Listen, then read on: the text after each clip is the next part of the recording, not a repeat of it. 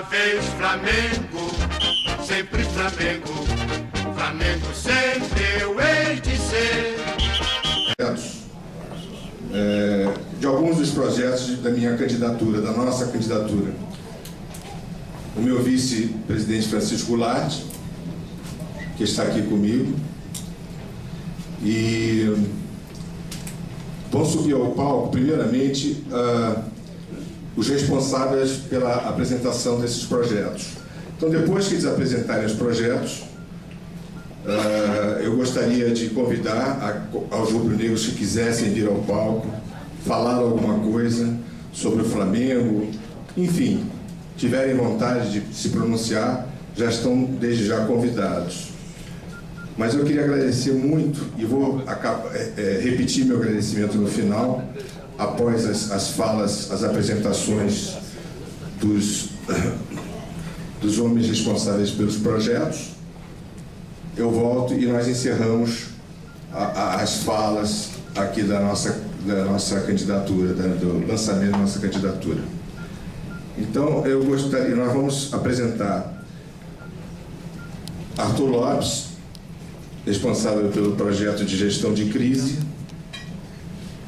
Nós temos Paulo Ferreira, tecnologia de informação, e Marcelo Tessler, responsável pelo estádio de futebol e pela arena esportiva, social e esportiva. Então, eu gostaria de chamar primeiro aqui o Arthur Lopes.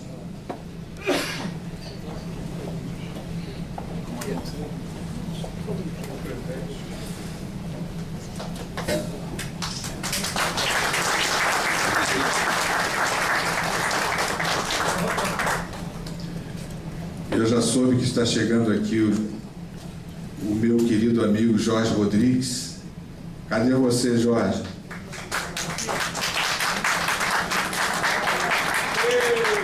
E o Hélio Paulo Ferraz. Jorge, depois você vem aqui fazer um discurso, hein, Jorge?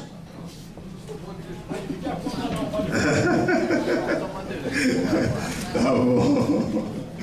Então, eu vou passar o microfone ao Arthur Lopes, e eu não sei se a gente convida todos já ficarem aqui, ou a medida... Eu acho que seria bom que vocês sentassem já aqui, todos os... Marcelo Tessler, responsável pela estádio de futebol, arena social esportiva, o Elton, da Arthur Lopes, e Paulo Ferreira, tecnologia de informação.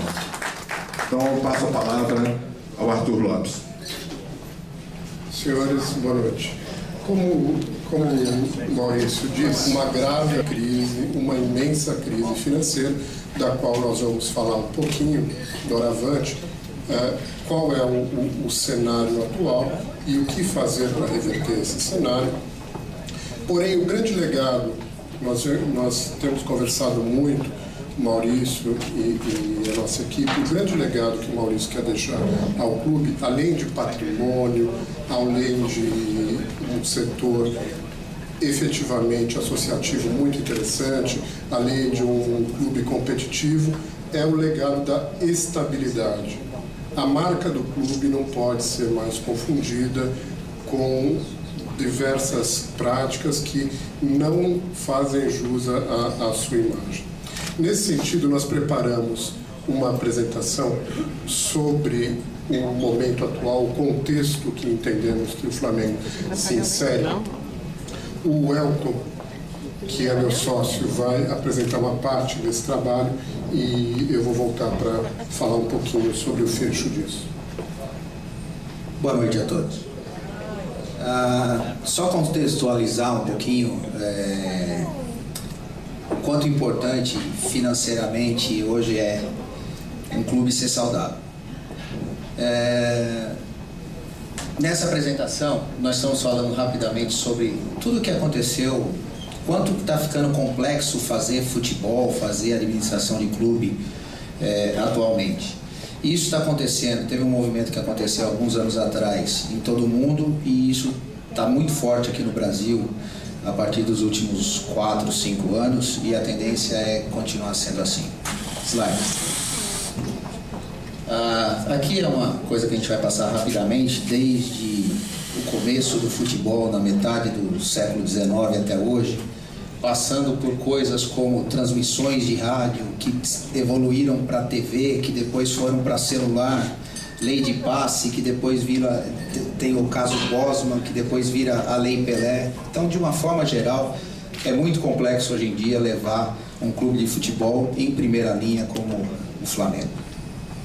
Eu vou me permitir descer para que o pessoal daqui também enxergue. Fica no esporte. Ok. Não sou tão bonito assim. Tá bom. Benefícios do futebol ter crescido tanto, né? Material esportivo, estádios que viraram arena, chuteiras que hoje valem milhões nos pés de alguns jogadores. Slide. Os patrocínios, né? Todos os patrocínios, aqui a Seleção Brasileira de 1930, como é uma entrevista hoje do treinador da Seleção Brasileira, todos os patrocínios que envolvem o futebol da FIFA, e que no mercado globalizado, hoje a gente deixa de ser... O Flamengo já há muito tempo deixou de ser um clube carioca, é um clube internacional, né? Eu tenho um exemplo prático aqui. Então, onde tem guerra tem gente jogando bola, do outro lado do mundo tem gente jogando bola. O Maradona está começando a querer aprender a falar chinês.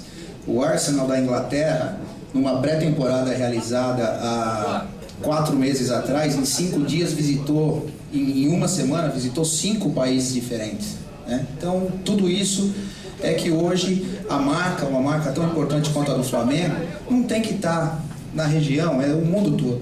Slide. Bom, nesse contexto, nós temos novas formas de faturar. É site, é licenciamento de produto, e não só, e também novos mercados. É o mercado de game, e não é mais só para um único lugar, é para o mundo todo. Você hoje, em um clique, você vende para alguém que está do outro lado do mundo. Slide. O slide não é o nome do rapaz, gente, não confunda. Bom, os clubes vão deixar de ser regionais, locais. Se você pega clubes como Manchester United, por exemplo, que vive numa cidade que é 1/3 do Rio de Janeiro e é o maior clube hoje em termos de resultado e também de desempenho financeiro, né? As ações que têm que ser feitas para recrutar novos fãs, necessidade de expansão de marcas e outros assuntos que eu não vou entrar no mérito porque os outros colegas vão aprofundar. Bom, aqui é um quadro que eu preparei para vocês. Não, pode voltar, por favor. Aqui são os últimos 15 anos os campeões da Europa. 4 times ganharam 70% dos campeonatos. São os times mais ricos do mundo. Nesse outro, eu coloquei não só os campeões quanto os vices. Eu acrescento 2 times e continuam nos 70%. Também os clubes mais ricos do mundo. Então, realmente, ter dinheiro significa ter bons resultados dentro de campo. É fundamental ter dinheiro, ter administração. Mais do mesmo, apenas tanto Holanda, Itália, Espanha, Inglaterra, só para ficar em 4 exemplos, todos os clubes que estão na lista entre os 100 maiores clubes de futebol do mundo publicado pela FIFA ganham nos últimos 15 anos mais de 90% dos campeonatos nacionais. Quem não aproveitou? Alguns exemplos de clube que eram grandes potências, hoje estão no meio da tabela. Alguns tiveram rebaixamento pela legislação local, questões financeiras tiveram que cair. Outros tinham um domínio continental, hoje tem um domínio local e ainda questionável. Slide.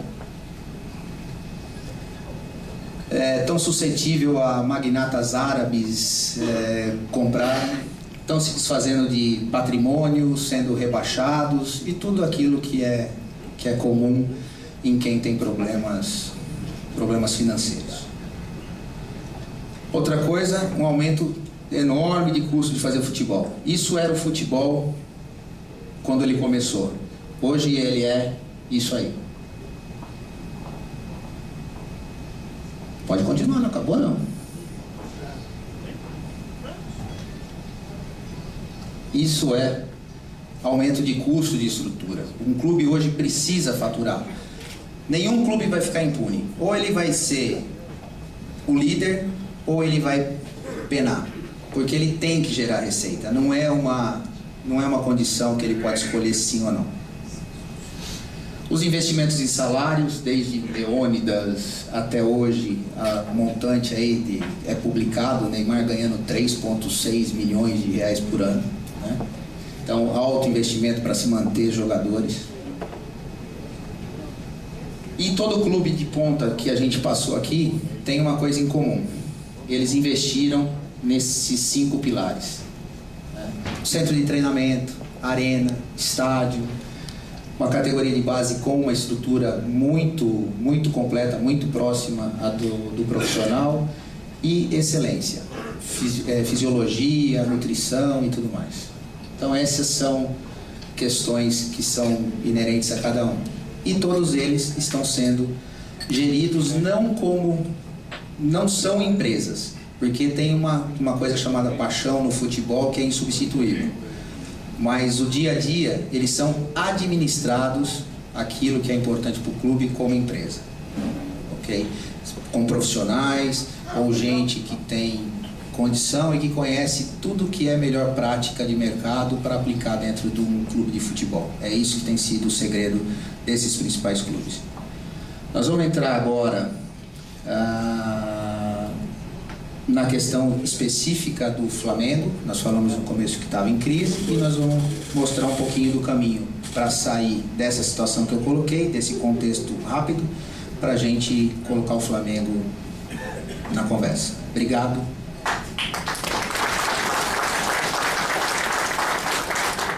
Eu tenho alguns sócios, mas o Elton foi especialmente chamado para esse trabalho porque ele foi jogador de futebol, ele jogou profissionalmente e ele conhece bastante o mundo do futebol.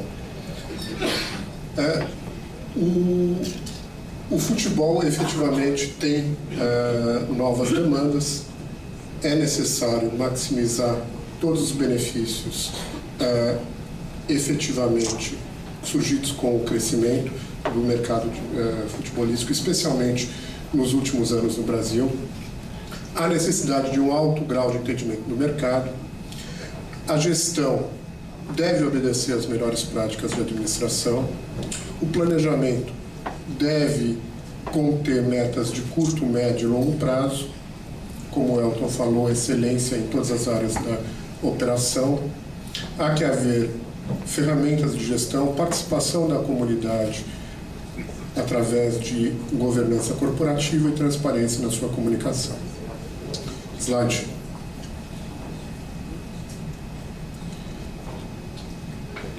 Como conclusões, existe no Brasil hoje um mercado parecido com o mercado europeu que vai definir a hierarquia de clubes.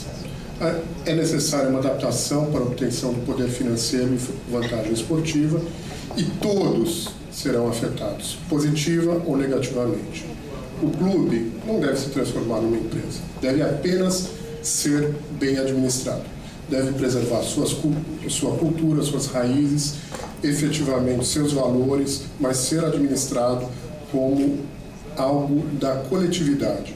O interesse coletivo tem que preponderar sobre o interesse individual. Slide.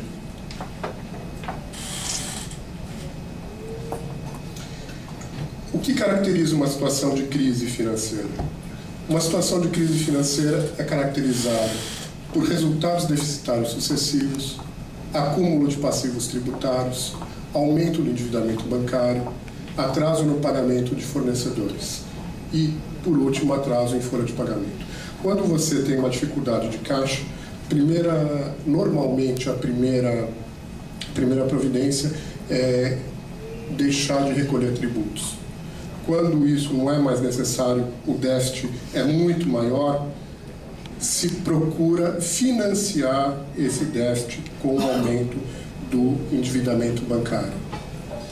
Quando já se tomou tudo que podia tomar no mercado e ainda assim as contas não fecham, você não consegue pagar os seus compromissos de maneira pontual no final do mês, normalmente as instituições passam a atrasar o pagamento de fornecedores. E quando ainda assim as contas não fecham, quando ainda assim efetivamente você não consegue ficar adimplente, você não consegue honrar com os seus compromissos, acaba se atrasando salários. Então, com essas situações caracterizam uma grave crise financeira. E todas elas, pelo que se sabe, estão presentes no caso do Flamengo.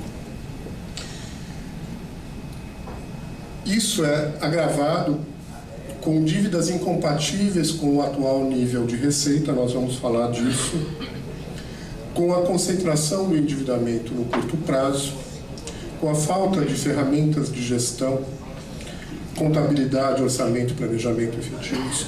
Contabilidade, infelizmente, no Brasil, a gente tem como um dever legal, algo que é quase um aborrecimento para prestar contas ao fisco, efetivamente para cumprir ali uma obrigação burocrática. Na verdade, contabilidade é ferramenta de gestão. Contabilidade é ferramenta segundo a qual você tem que prestar contas ao seu público, seja uma empresa, seja uma instituição sem fins lucrativos, seja um clube de futebol. A contabilidade, ela efetivamente tem que ser levada de maneira bastante cuidada e tem que ser confiável. E sobre isso vamos falar adiante. É a necessidade de um orçamento. Então, hoje, nós estamos entrando no mês de novembro, daqui a pouco. O que vai acontecer no mês de dezembro, o que vai acontecer em janeiro do ano que vem, fevereiro do ano que vem, março do ano que vem, há necessidade de um orçamento. Nenhuma instituição que se pretende séria, seja uma empresa, seja um governo, ninguém pode prescindir de um orçamento. A peça orçamentária é fundamental para a administração de uma operação. E planejamento em todas as suas áreas. É necessário, falta no caso da instituição, transparência na sua situação financeira e patrimonial, na medida em que o balanço do clube, não sei se os senhores sabem, mas está pleno de ressalvas. O que isso quer dizer? O balanço foi auditado e os auditores efetivamente colocaram uma série de ressalvas, onde praticamente eles se exoneram de responsabilidade. Então a situação tende a ser imensamente pior do que aquilo que está registrado no balanço. A situação tende a ser muito pior. Por quê? Porque há lançamentos feitos no balanço da instituição que não gozam da necessária credibilidade, não gozam efetivamente de fé pública, não gozam de fé, na verdade. Exatamente. A percepção é muito mais grave, como eu disse, e faltam informações periódicas para o acompanhamento. A gente tem um balanço que é apresentado no final do exercício. Se efetivamente há alguma coisa acontecendo no meio do ano, não há tempo. A comunidade não participa, não pode se engajar no processo de reversão de alguma dificuldade. Então, não basta a publicação do balanço no final do exercício. Há necessidade de que as informações elas tenham periodicidade para que o público de interesse possa efetivamente influir. Esse é um endividamento histórico do clube. A dívida total do clube em 2008 era de 283 milhões de reais. Hoje ela está em 437 milhões de reais. Isso é um dado de 2011. 2012, nós, pela evolução, pelas simulações, nós acreditamos que a situação tende a ser pior. Desse endividamento, por favor, mantenha o slide anterior.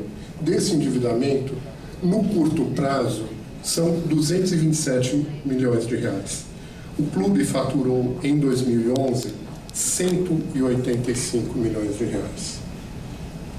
Se todo o faturamento do clube no ano passado fosse revertido para o pagamento da dívida, ainda faltaria um bom dinheiro. A dívida, ela não se paga com o faturamento, ela se paga com o superávit. Então, quem quer que seja que assuma o clube vai ter que fazer um trabalho de reestruturação desse endividamento. E, efetivamente, nós notamos que na atividade esportiva a situação de gestão financeira, de gestão do clube e de gestão das finanças da empresa é quase inexistente. Nesse sentido, a ênfase que o Maurício quer dar ao legado da estabilidade, a dominar o endividamento, diminuí-lo e trabalhá-lo de maneira adequada para que o clube tenha saúde, afinal de contas, vocês viram que só ganha títulos, só se sustenta, só se mantém o clube forte financeiramente. Então, a premissa da candidatura é efetivamente construir uma solidez financeira para que a partir dessa solidez financeira o clube possa galgar os passos que tem que galgar, que ele possa estar no lugar em que ele merece estar. Sem essa base, sem esse alicerce, qualquer coisa que efetivamente seja feita, qualquer eventual bom resultado, ele é episódico, ele não é efetivamente uma coisa consequente e natural. Slide. Eu não vou me alongar nisso, os senhores vão receber um paper, tudo isso que nós estamos falando aqui vem num paper que os senhores vão receber na saída, mas aqui a participação do endividamento, a natureza da dívida desde 2008. Slide.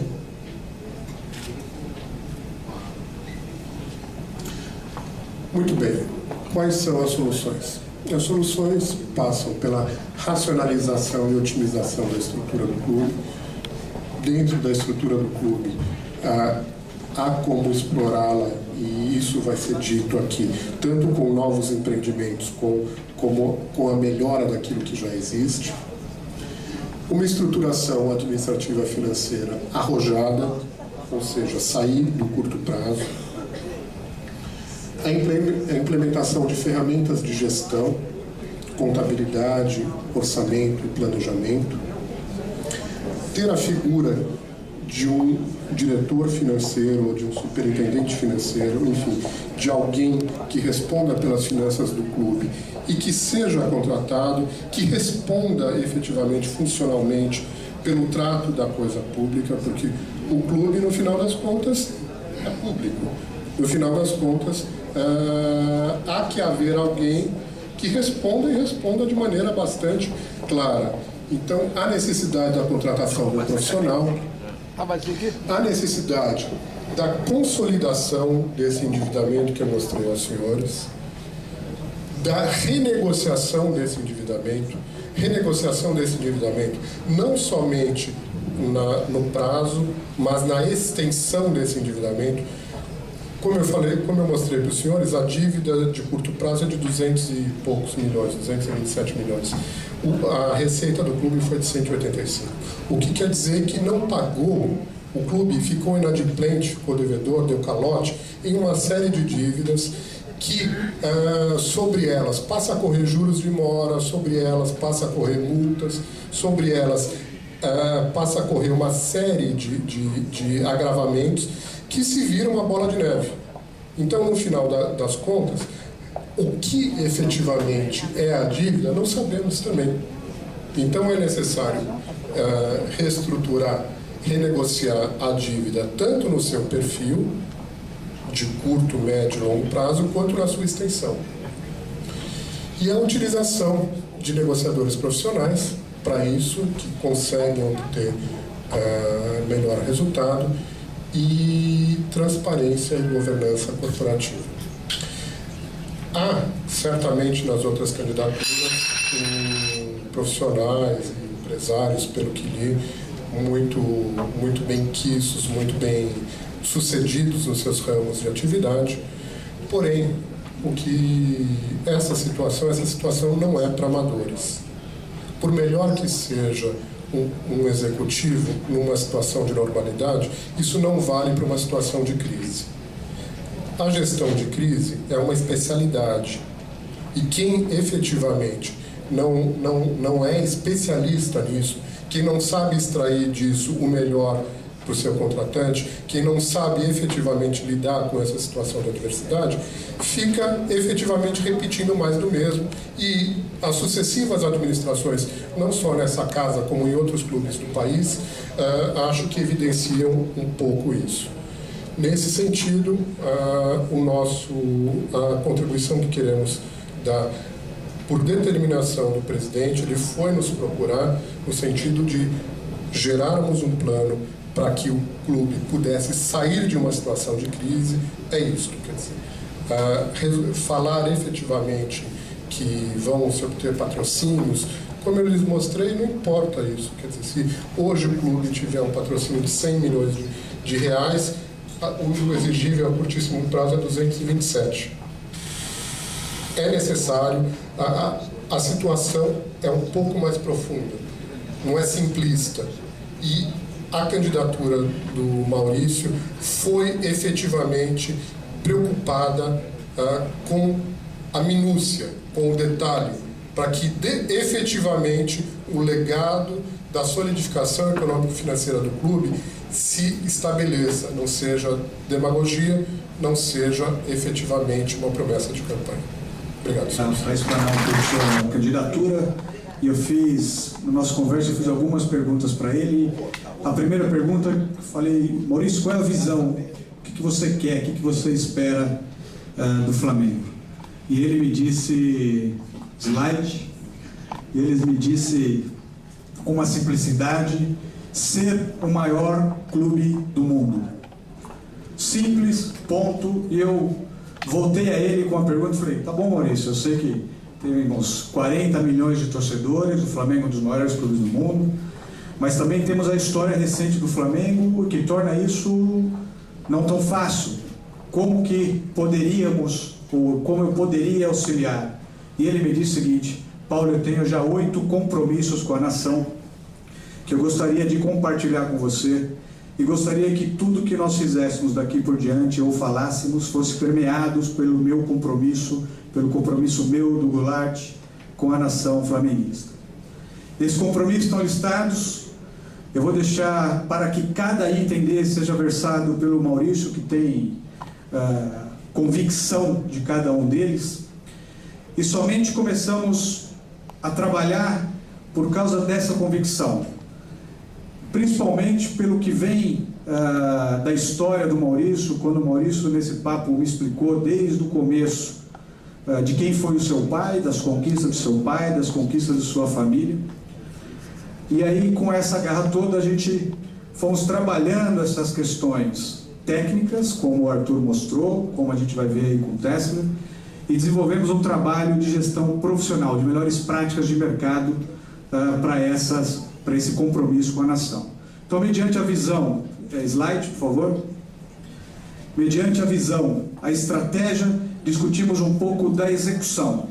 Então, cada item discutido e apresentado pelo Maurício, nós desenvolvemos um mapa que nós chamamos de mapa estratégico, um slide. Esse mapa estratégico, ele tem 4 princípios básicos, 4 perspectivas, que são perspectiva financeira do cliente, que é o nosso maior valor, que é o torcedor, que são 40 milhões de flamenguistas, processos internos de aprendizado e crescimento. Sem essas 4 perspectivas, qualquer processo de gestão, ele pode sofrer problemas. É como se fosse uma casa sem uma parede. Se você desenvolve toda a capacidade do Flamengo de geração de receita, mas você não administra as questões financeiras, como nós acabamos de ver com o Arthur, fatalmente nós vamos ter um problema para frente. Então precisamos ter superávit, não adianta só ter arrecadação e assim por diante. Precisamos conhecer melhor o nosso torcedor, o que o nosso torcedor gostaria de ter, o que ele gostaria que o Flamengo fosse, como ele quer se relacionar com o Flamengo e assim por diante. E as perspectivas de aprendizado e de crescimento são perspectivas que são o legado principal que tem que ficar para o Flamengo, que é a estrutura organizacional, a estrutura de gestão, para que tudo isso perdure por longo tempo. O potencial futuro de geração de receita depende de como o clube maximizará a sua relação com o seu cliente, com o seu torcedor. Slide. Toda essa relação com o seu cliente e o seu torcedor, ela se dará sempre pelo que ele gostaria e o que isso pode gerar de receita para o clube. Tá? O Flamengo possui diversas propriedades. Cada propriedade dessa ela vai ser trabalhada com tecnologia de gestão, de administração, com tecnologia da informação, para que se obtenha o maior resultado de geração de receitas. Nós temos um item que se chama CRM, é uma sigla técnica, que nada mais é do que a relação com o seu cliente, a capacidade que você tem de conhecer o seu cliente, que talvez seja um dos maiores valores que a gente tem aqui dentro do Flamengo.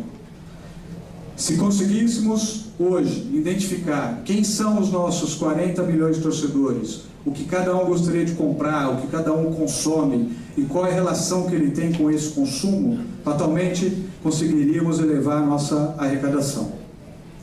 Aumentar a oportunidade de receita, otimizando os recursos através da integração de tecnologia. Slide.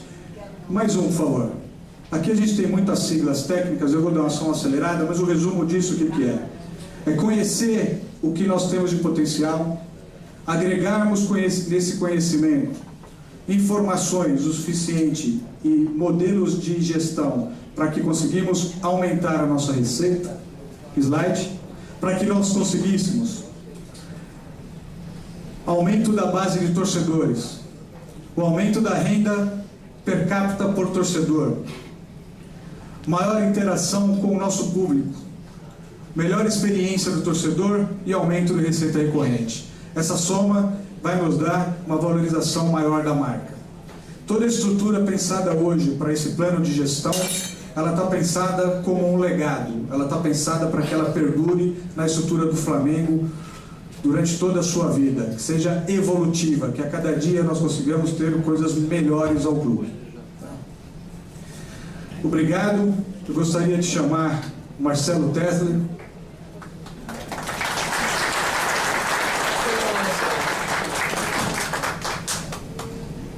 Boa noite.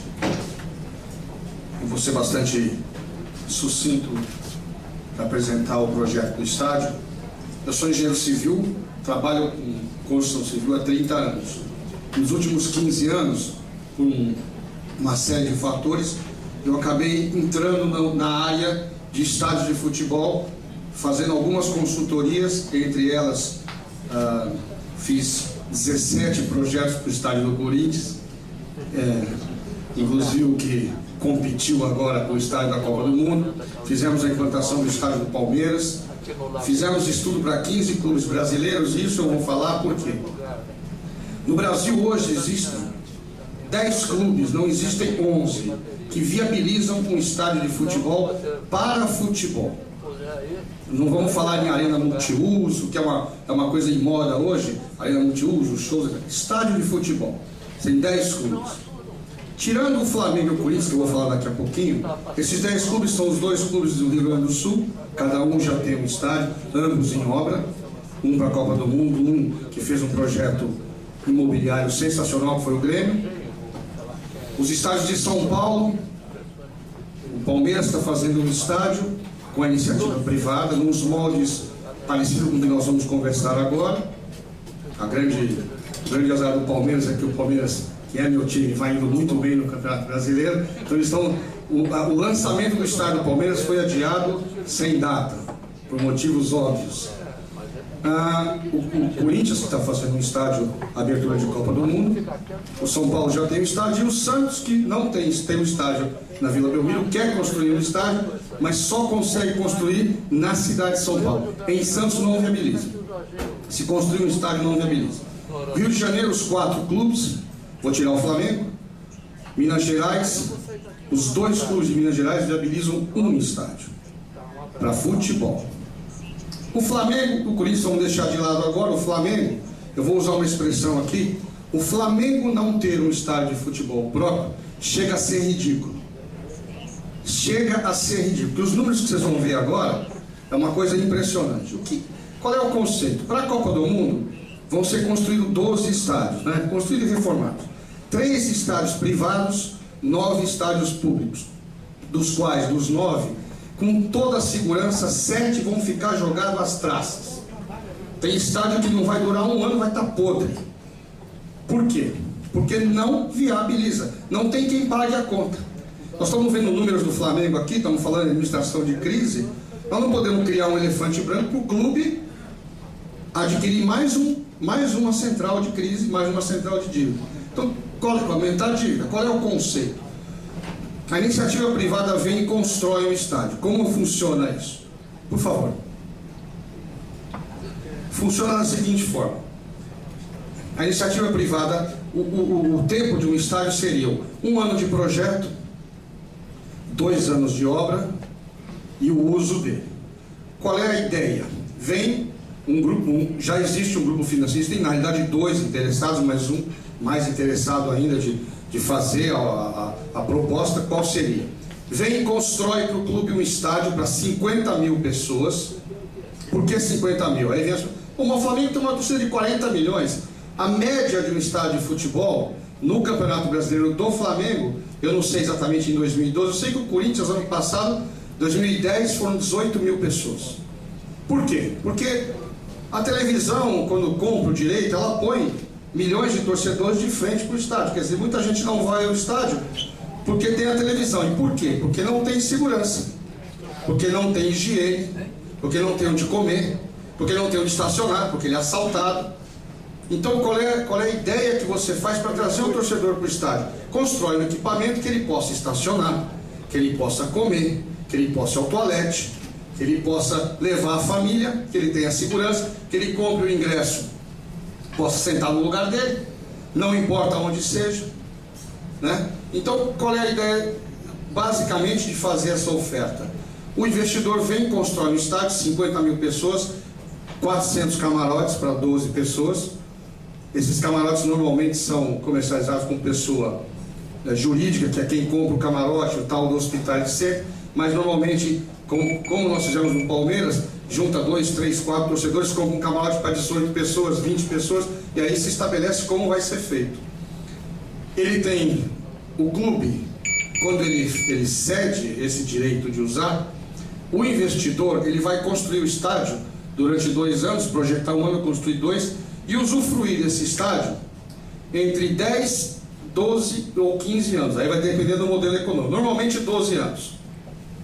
O que significa usufruir? Ele vai ter direito a receber 3 ativos. Isso aqui é um empreendimento imobiliário. Ele vai vender cadeira cativa, ele vai vender camarote, ele vai vender o que a gente chama hoje de naming rights. A gente estimava que o naming rights do Flamengo e do Corinthians estava em torno de 120, 130 milhões de reais por 10 anos. Eu acho que esse número agora é maior. Os números que eu vou passar para vocês são estimativos, que faz parte do modelo financeiro, mas que foi feito no começo desse ano. Hoje, em função do que está vendo aí na Copa do Mundo, esses números serão seguramente maiores. Então, se viabiliza para o número menor, sobra para o número maior. Esse investidor venderia essas cadeiras cativas, camarotes, o naming rights, por 10, 12 anos. Como o Flamengo participa? Ele recebe ao longo de 10, 12 anos, de acordo com a dimensão do modelo, um valor fixo por ano, a título de um dinheiro. O clube está cedendo, não é o que ele vai ganhar ainda. Ele tem um estádio, é dele, ele joga o que pertence a ele, todas as rendas. Então não ouço quando diz assim, o clube não vai ser o dono do estádio, ele vai ser dono da bilheteria, do show, do evento, da lanchonete. Tudo que tiver dentro do estádio sendo usado é do clube, é despesa, é receita do clube. Depois de 10 ou 12 anos, esse estádio, o clube recebe ele por R$1, porque não dá para receber por 0, e o clube recebe do investidor um cheque que no começo do ano passado, no começo desse ano era estimado entre 150 e 200 milhões de reais, Porque esse investidor, ao longo de 10 anos ou 12 anos, ele ganhou dinheiro. Ele vendeu os ativos e ganhou dinheiro. E mais, ele recebe o estádio zerado de ativo, ou seja, naquele momento, 10, 12 anos depois, ele pode vender todo o ativo de novo. Então toda a cadeira cativa, todo o camarote, todo o naming rights é do clube. A número de hoje, um número assim, falando com bastante por baixo, bastante otimista, eu estimaria que o Flamengo teria um ativo entre 1 bilhão e 300 e 1 bilhão e 500 milhões de reais, entre cadeira cativa, camarote e naming rights. Ou seja, depois de 10, 12 anos, o clube recebe um estádio, recebe um cheque em torno de 150 milhões. Eu estimo que ao longo de 10 anos, anualmente, a título de um aluguel, vamos dizer assim, que o investidor está pagando, o clube receberia entre 4 e 5 milhões por ano. E no final ele recebe um estádio livre, desimpedido, no qual ele pode vender mais 1 bilhão e 300, 1 bilhão e meio de reais a dinheiro de hoje. Isso é caixa do clube zerado sem despesa. Outra coisa, ao longo desse período, quem administra o estádio é o investidor, não é o clube. Então o clube não tem despesa, ele tem receita. Ele tem todas as receitas e não paga a administração. Por 2 motivos. Primeiro, porque tem o investidor ganhando. E segundo, porque normalmente a gente tem chama-se a síndrome do bar da piscina. Clube de futebol difícil consegue administrar o bar da piscina. Você não vai deixar um estádio. Estádio, haja visto está acontecendo com o Engenhão. Né? Vocês ouviram, sabem o que está acontecendo. Por favor, mais um. A ideia seria, uma vez feito isso, o primeiro giro seria 1 ano de projeto, 2 de obra e 10 anos, vamos falar. Isso o Flamengo viabiliza fácil com 10 anos o retorno desse investimento ao clube. Tempo para isso. Vou dizer uma coisa para vocês. Nós visitamos, alguns anos atrás, o estádio do Barcelona de Guayaquil. Vocês já ouviram falar nesse clube. A cidade de Guayaquil, ela deve ser menor do que esse bairro que está aqui, a Lagoa. Guayaquil, ele tem Iguana, o Equador tem Iguana e falta luz elétrica 4 horas por dia. Tem um estádio para 90 mil pessoas que foi vendido, 600 camarotes em 45 dias. Então eu não preciso dizer para vocês o tempo que eu estimo que vai vender o Flamengo. O Palmeiras, que é um time que não tem a torcida do Flamengo, longe disso, que está na situação que está, a reserva de camarotes durou 20 dias. Liquidou. Na situação que ele está. Então, por favor, apenas vocês saberem, é um conceito de estádio, é um estádio super moderno, padrão FIFA, compacto, é uma arena. O projeto é do Eduardo de Castro Melo, não sei se vocês conhecem, é o arquiteto que está fazendo, que projetou o estádio de Brasília. Ele é da família Castro Melo, o pai dele foi, além de atleta de competição, foi o maior arquiteto da área esportiva do Brasil, Dr. Ícaro de Castro Melo. Por favor. Eu vou dizer, uma areninha, se essa é a palavra, muito bonita, muito compacta, para 50 mil torcedores. Nós estamos prevendo estacionamento para 4 mil veículos no entorno, e estacionamento cercado, onde o clube pode ter nos seus bares. Nós estamos prevendo para esse estádio 28 pontos de lanchonete ao torno do estádio, renda para o clube, porque como esse é cercado, vai ser o entorno do estádio, o que se vender dentro do estádio. Não vai ter barraquinha, não vai ter isso, tudo isso é benefício do estádio, por isso que é um estádio particular. Por favor. É apenas uma projeção. Bom, esse é o conceito do estádio. Mais um, por favor. Então seriam 400 camarotes, 20 mil cadeiras cativas, 5 mil numeradas e 20.200 arquibancadas. Aí a pessoa fala assim, mas é 20 mil cadeiras cativas, isso eu já ouvi 200 vezes, por isso que eu estou me antecipando. Mas então a torcida mesma, a torcida que vai, etc., não vai ter lugar. 20 mil lugares, eu garanto para vocês que é mais do que a média que o clube faz. E o Flamengo é um clube que põe gente em estádio. Ou seja, não falta lugar para ninguém. Dá para encher esse estádio em todo jogo, todos os níveis de torcida. Evidentemente, quem está pagando... Volta, por favor. Por favor. Quem Quem vai pagar o estádio é quem vai comprar o camarote, quem vai comprar a cadeira cativa. Tá bom. Mas o torcedor que vai para a arquibancada vai ter o mesmo banheiro, a mesma segurança, o mesmo estacionamento, vai ter tudo. Inclusive cadeira numerada, se ele quiser. Muito bem. O segundo ativo que os investidores oferecem ao clube, isso está sendo estudado com bastante critério, é a construção de uma arena, essa sim multiuso, pequena, na Gávea, para 10 mil espectadores. Qual é a utilidade dessa arena? Eventos esportivos do clube. Eventos esportivos nacionais e internacionais. Jogos de vôlei da seleção, jogo de tênis. Você sabe que o Brasil não faz parte do circuito da ATP de tênis mundial, porque não tem quadra de tênis classificatória para tênis. Isso é ridículo. Isso é ridículo. Isso é um estádio que isso é uma arena que você pode oferecer para a ATP. Você põe pelo menos 30 eventos por ano aí. Festas de formatura, bailes, até exposição de cavalos, como usam nos Estados Unidos. O que você puder imaginar, uma arena dessa aí, o investidor imagina que de 365 dias por ano, vai se usar pelo menos 250 dias. Pelo menos isso. Por favor. Seria uma arena muito bonita, muito compacta, para ser feita rapidamente, por favor. Uma arena de construção muito simples, também do Eduardo de Castro Melo, com seus camarotes, etc. Moderna, leve. Essa arena entre projeto e obra, 1 ano e meio a 2. Esta traz para o clube a receita imediata. Porque essa existe uma demanda muito grande, shows. Então, os artistas não vêm, show para fazer em estádio. Quantos vocês ouvem, estádio multiuso da Copa do Mundo, vou fazer show. Quantos artistas vêm por ano fazer show em estádio? Quantos vêm no Brasil? Né? Agora, quantos artistas vêm fazer show para 10, 12 mil pessoas? Porque aí você pode usar a quadra, inclusive. Você lota a hora que você quiser. Esse é o conceito. Né? Esses números, assim que o Maurício ganhar a eleição, eu tenho certeza que ele vai ganhar, por isso que nós estamos aqui prestigiando um amigo de longa data. Esses números serão precisamente colocados, evidentemente, para todo mundo.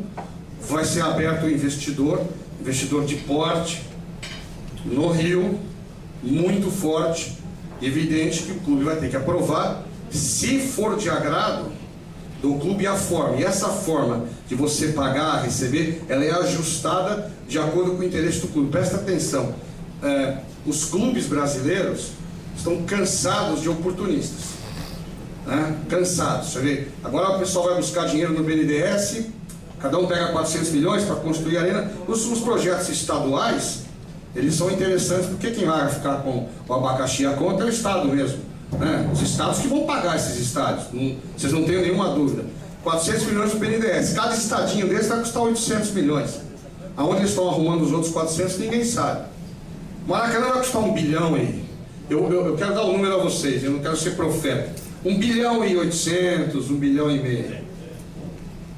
O estádio do Corinthians foi orçado, nosso grupo orçou os investidores por 720 milhões de reais. Nós perdemos essa licitação para um outro grupo por 860, quer dizer, ele ganhou mais caro. Ele já está em 1 bilhão e 70. Já está em 1 bilhão e 70. Eu estimo que vá 1 bilhão e 100, 1 bilhão e 200. Concreto, areia, pedra, custa a mesma coisa em qualquer lugar do país. Como o clube é privado, é um investidor, é uma sociedade privada, não é estatal, vai assumir, porque ele vai ser feito em nome dele, ele tem que receber algo que ele não vai gastar, essa conta, porque é o seguinte, eu posso dizer para você que o estádio vai custar 1 bilhão, eu vou ganhar 1 bilhão e 300, eu só dou 300. E não é assim que funciona. Esta conta o clube participa. Ou seja, os senhores só vão aprovar aquilo que os senhores concordaram. Então não há negócio. Eu acho que é isso, Maurício. Infelizmente eu não voto no Flamengo, meu voto seria seu. Muito obrigado.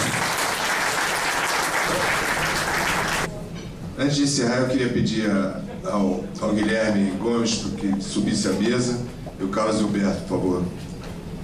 O Guilherme é o presidente da Assembleia Geral da nossa chapa, e o Carlos Gilberto é o vice.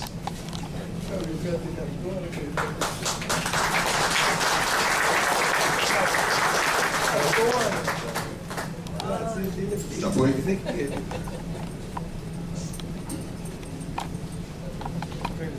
Bem, por fim, eu queria agradecer a todos.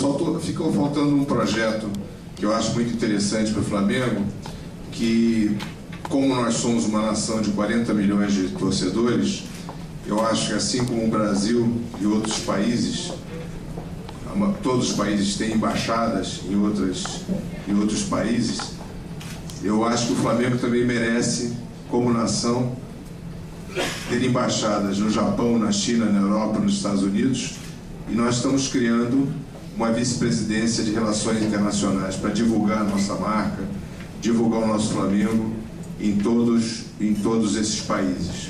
E dar uma força às embaixadas que já existem nos estados aqui do Brasil, são torcedores abnegados do Flamengo, que procuram divulgar o Flamengo com aquele amor de apaixonados, seja no Rio Grande do Norte, seja no Ceará. Nós também pretendemos dar uma assistência e criar visibilidade para essas embaixadas.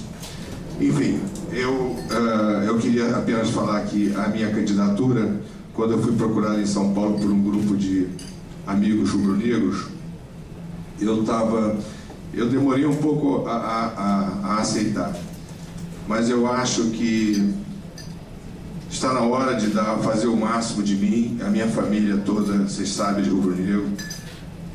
O meu padrinho de batismo foi Gilberto Cardoso. Gilbertinho está aqui, me dando a honra da presença. Está aqui, ó. Está onde? Está aqui. Está aqui. E eu queria fazer uma homenagem também, tem vários rubro-negros aqui, vocês vão me desculpar eu não poder citar todos, né? Tem vários rubro-negros. Eu queria agradecer ao Paulo César Ribeiro por ter vindo aqui, representando a presidente Patrícia Amorim, o Leonardo Ribeiro, que aqui está presente também pelo Conselho Fiscal, ao meu amigo Jorge Rodrigues, não sei se o Lízia já chegou, que o Lízia ligou dizendo que estava vindo para cá, não sei. Jorge, dá um pulinho aqui, Jorge. Cadê o Jorge? Vem cá, Jorge, vem cá. Fazer sua campanha aqui, ó. E depois eu queria abrir o microfone.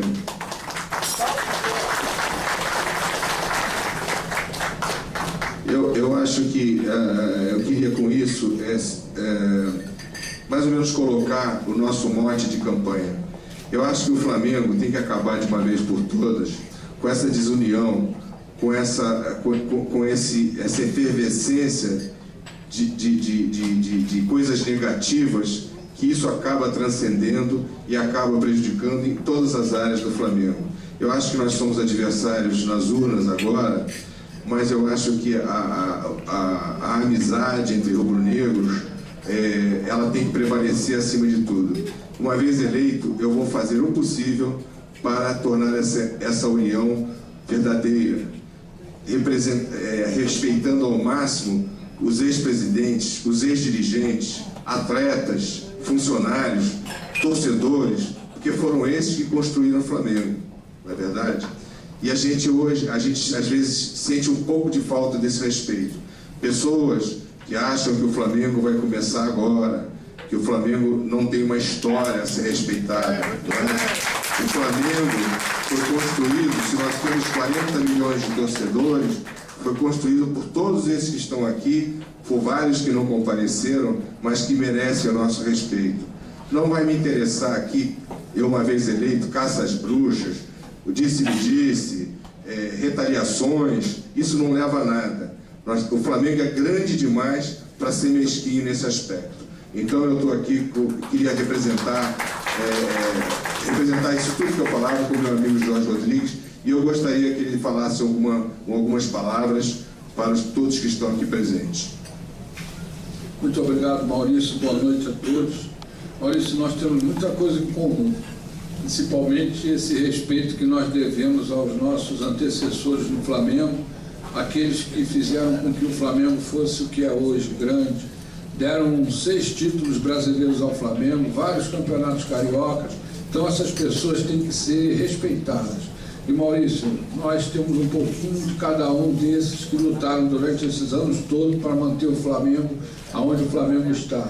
Eu quero dizer para você que nós somos igual a eles, somos abnegados, lutadores e acreditamos. E temos esperança, Maurício. A única coisa que nós não podemos perder é a esperança.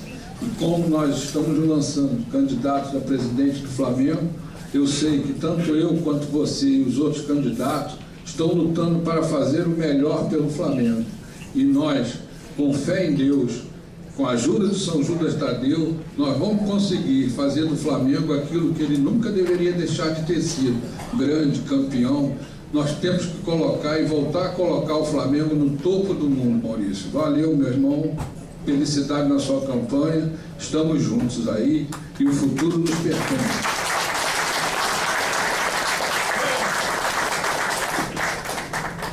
O Leonardo Ribeiro ali, quando deu um abraço, ele disse que gostaria de dar umas palavras, dizer algumas palavras.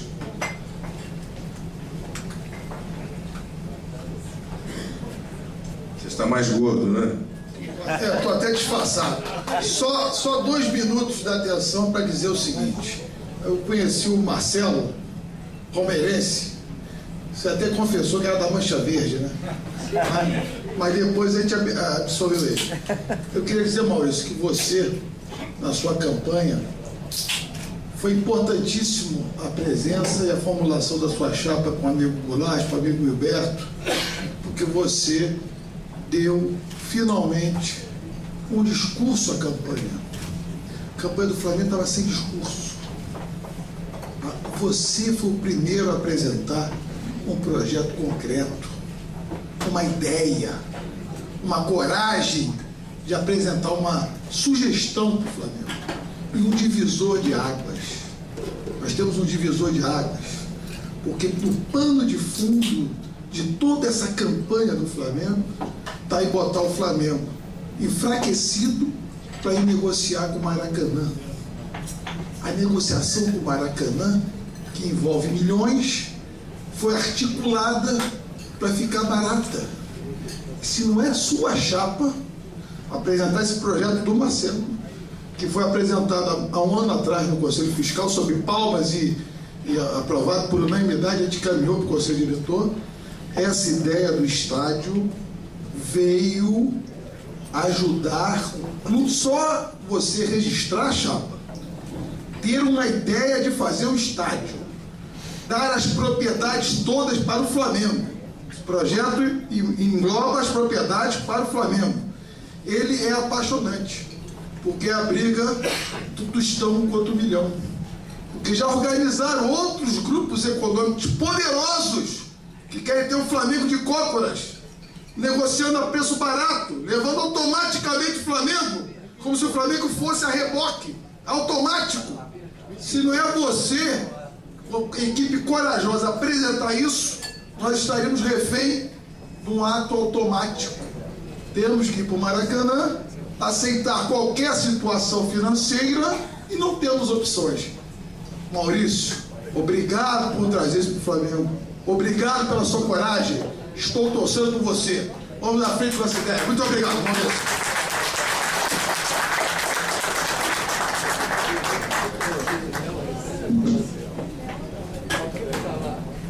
Eu não sei se alguém gostaria de falar algumas palavras aqui. Alguém mais?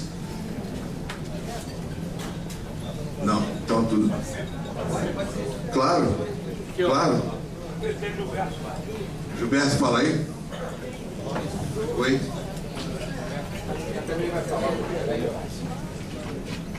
Joel e Gilberto, JJ.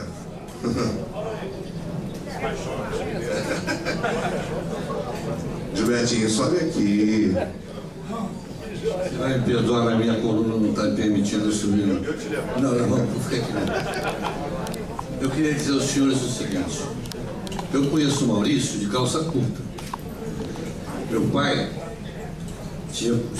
morreu no braço do pai dele. Meu pai era o maior cara de pau, que chegava na casa dele, 10 horas da noite. Eu acho que a tua mãe não tem não, tá? Vou contar. Chegava lá 10 horas da noite, saía do Flamengo aqui, azul de fome, chegava lá, aqui pertinho, ele morava aqui pertinho, Marina, mas tinha ela de peignoir, ele de pijama. Escuta, você pode fazer um ovo frito aí pra mim, né?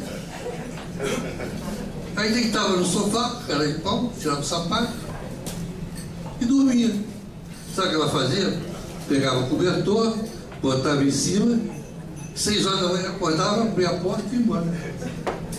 Essa é a ligação que eu tenho de ancestral com o Maurício. Aquele pequeno ginásio que nós fizemos lá na Gávea, que eu fiz na minha gestão, fiz questão de dar o nome de Hélio Maurício. Essa é mais uma ligação. Agora, eu queria fazer apenas dizer que o seu projeto é maravilhoso. Mas você só esqueceu de uma coisa. Ninho do Urubu. Pois é, não está aqui apresentado. Eu tenho vergonha, como rubro-negro, de não ter um centro de treinamento no Flamengo. O Flamengo joga dinheiro pelo ralo. Pelo ralo. Vocês sabem quando ficaram prontos os campos para gramar? 1990. Os campos estavam prontos para receber grama. Você sabe quando puseram grama lá? Em 2005. 15 anos que ninguém botou um centavo lá, deixou largado. E essa nossa presidenta, de tantos problemas, se teve alguma coisa de bom que ela fez, foi reativar a obra. Nós estamos aqui para dizer o que é César, o que é de César. Então, você tem que se comprometer conosco, aqui agora, de terminar aquela obra, porque é uma vergonha o Flamengo não ter um centro de treinamento à altura de formar novos jogadores, outra geração como a do Zico, a outra geração que foi jogada fora do Marcelinho, de Djalminha, Júnior Baiano, etc, etc, etc. Jogada fora aqui. Então, eu quero te dar os parabéns. Estou muito feliz com a sua candidatura. Espero que você tenha êxito na sua candidatura e que possa nos trazer a alegria de ter esse patrimônio. Eu sempre lutei por um estádio, até na Gávea. Infelizmente, não conseguiu sair. Mas agora, com essa maravilha, eu te dou os parabéns e quero agradecer por você trazer um projeto tão bom para o Flamengo. Obrigado, Betinho. Eu agora vou chamar aqui um grande amigo meu, amigo de longa data, Joel Vaz. Oi, Gilberto, o Joel subiu aqui com agilidade. Hein? Eu caí do cavalo. Então, o Joel vai se apresentar e vai falar algumas palavras. Boa noite a todos. A rigor eu não tinha nada que estar aqui, até porque eu sou o mais desconhecido dos ilustres flamenguistas que aqui estão. Mas também sou o mais jovem de todos, há mais tempo, claro. Mas depois daquilo que eu vi aqui sendo apresentado, e pelo carinho, pelo respeito, principalmente que eu tenho pelo Maurício, eu me atrevi a falar de um acontecimento que eu tive a oportunidade de ser partícipe dele.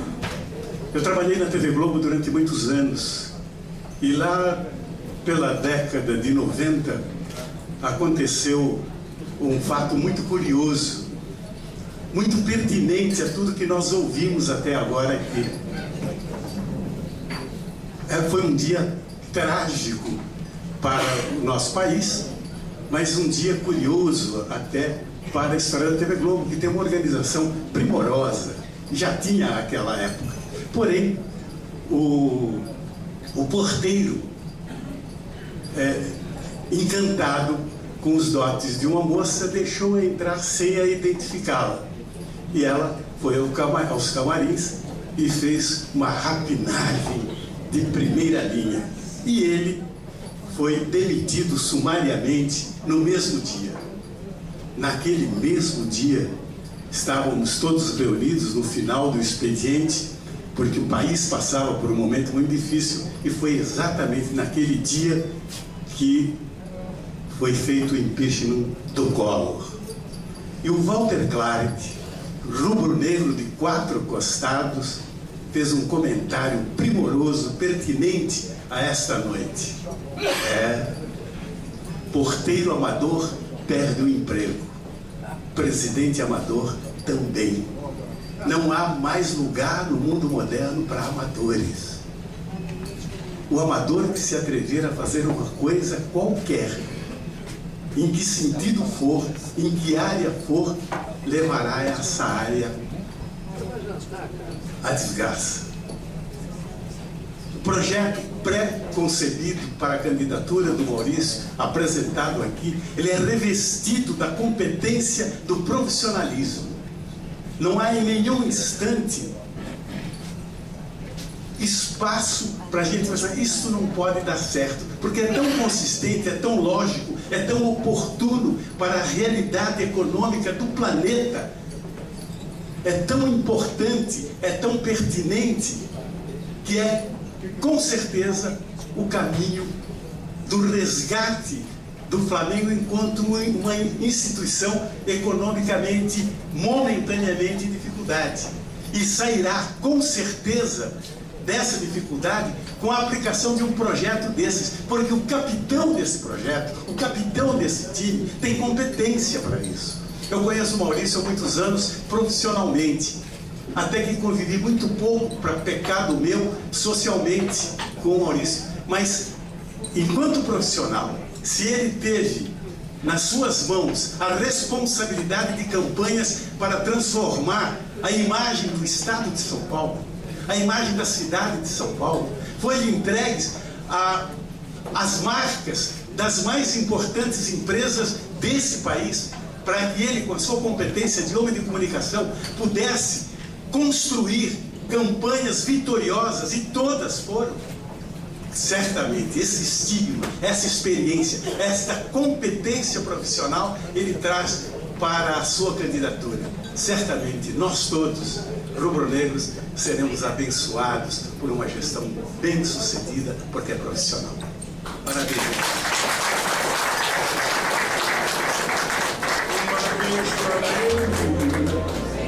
Por fim, agradecer mais uma vez, dizer da minha emoção de contar com a presença de todos vocês, tantas cabeças brancas e coroadas aqui. Fragalho, você não vai ficar carente de eu não citar você muito, né? Mas todos aqui presentes, muito obrigado. Eu estou emocionado, são pessoas amigas do meu pai e que vieram a brilhantar nosso encontro. Hoje, não sei se vocês sabem, dois concorrentes resolveram fazer o mesmo dia encontros, né? Mas eu contei aqui com a presença de Jorge Rodrigues. Então, um grande abraço para todos vocês, que a gente não pode esquecer de uma coisa: o Flamengo está acima de tudo. Um abraço a todos.